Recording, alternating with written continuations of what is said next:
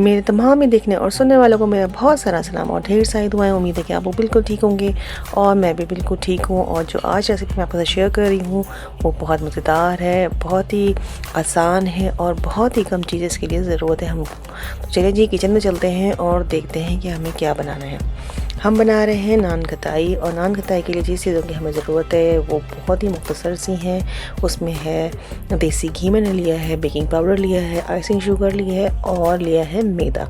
तो जी चलें स्टार्ट करते हैं अपनी रेसिपी को। हमें लेना है एक बाउल और इसके अलावा हमें चाहिए मेजरिंग स्केल जिससे हम नापेंगे अपने मैदे को, अपनी आइसिंग शुगर को और घी को। तो सबसे पहले मैंने मेजरिंग कप में जो है वो डाल लिया घी मुझे चाहिए 150 ग्राम।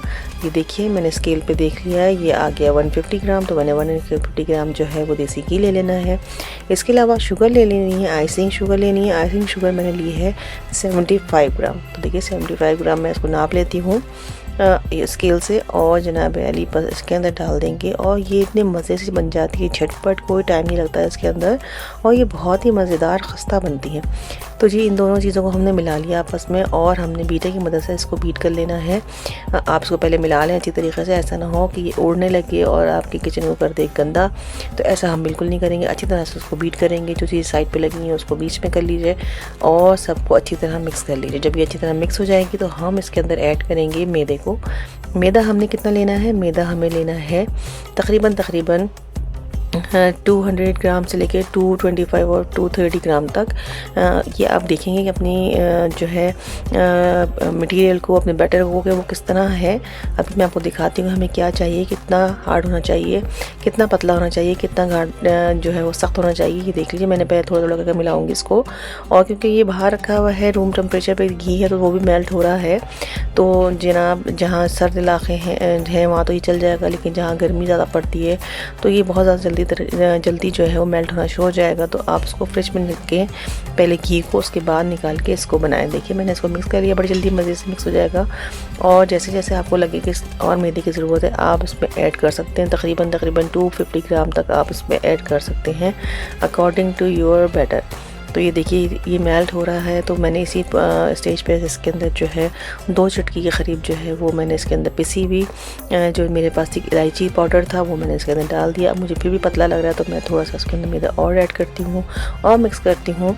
ये देखिए अच्छी तरह मिक्स कर लीजिए और देख लीजिए पेड़ा बना के कि ये एक पेड़े के फॉर्म में आ रहा है ये नहीं। मैं देखती हूँ बना के, ये देखिए ये आ रहा है। अभी भी मुझे थोड़ा पतला लग रहा था तो मैंने इसके अंदर थोड़ा सा आटा जो है वो थोड़ा सा मिक्स और करूँगी। तो तकरीबन आप समझिए 250 ग्राम जो है मैंने आटा इसके अंदर मैदा यूज़ किया है। तो चलें जनाब आप बस छोटी छोटी बस इसके पेड़े आपने बना लेने हैं, थोड़े छोटे से बिस्किट की फॉर्म के अंदर, इसकी शक्ल के अंदर छोटी छोटी सी गोले बना लेने हैं।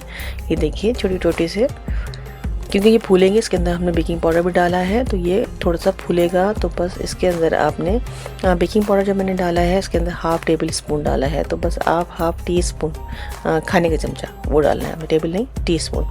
तो आपने हाफ़ टी स्पून जो है वो बेकिंग पाउडर इसके अंदर ऐड करना है। और जनाब अली इसके अंदर छोटे छोटे से बिस्किट की शक्ल के आपने गोलियाँ छोटी छोटी सी बना लेनी है और बस इसको रखते जाएंगे। और आप देख रहे हैं, नोट कर रहे हैं कि मैं इसके अंदर उंगली की मदद से थोड़ा सा इसको जो है वो दबा भी रही हूँ, क्योंकि मुझे इसके अंदर डालने हैं पिस्ते और बादाम और इसमें लगाना है एग जो है उसकी येलो पार्ट जो है जर्दी में ले लूँगी और जर्दी भी लगाऊंगी। अमूमन आपने कभी अगर नान खताइयाँ देखी होंगी तो उसके ऊपर अंडा का जो है वो एक कलर आया हुआ होता है, अंडा उसके ऊपर लगाते हैं। तो यही तरीक़ा होता है देख जो है वो नान खताई बनाने का। तो यकीन करें ये बहुत मज़े की बनी थी और मेरी अल्लाह से दुआ है जब आप इसको ट्राई करें तो आपकी रेसिपी मेरी रेसिपी से भी ज़्यादा अच्छी बने, मज़ेदार बने। ये इतनी खस्ता थी कि मुँह में खुल रही थी।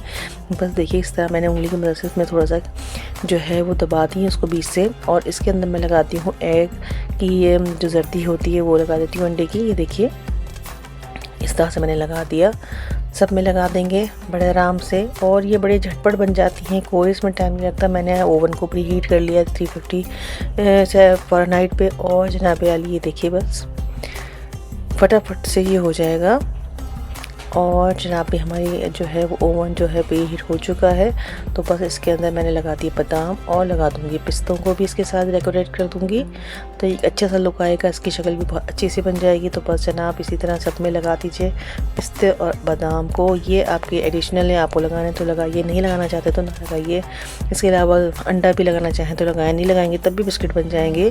तो अगर आप देखा जाए तो 4 चीज़ें हमें चाहिए इस रेसिपी को बनाने के लिए, बेकिंग पाउडर, मैदा, घी और जो है वो आइसिंग शुगर। तो बस जनाब अली ये हमारे हो गए डेकोरेट। मैंने पिस्ते भी लगा देती हूँ और जनाब अली फिर कर लेंगे बेक इसको। और बेक करने के लिए हमें बहुत ज़्यादा टाइम नहीं चाहिए, 10 to 15 मिनट्स के बीच में भी आपका जो है वो बेक हो जाएगा। जब आपको नज़र आए कि साइडों से ब्राउन होना शुरू हो गए हैं बिस्किट को, तो आप समझ जाइए कि ये बेक हो गए हैं। और इनको आप नीचे निकाल थोड़ी देर आप इसको हाथ ना लगाइए, थोड़ी सी ठंडे हो जाए तो फिर छुइए, तो ये सख्त हो जाएंगे और ये हो जाएंगे खाने के काबिल और बड़े ही मज़ेदार। तो जी देखिए ये हो गया तैयार। और अब चलते हैं इसकी फाइनल लुक की तरफ कि मैंने इसको कैसे सर्व किया, कैसे डेकोरेट किया। तो जनाब चलते हैं फाइनल लुक की तरफ।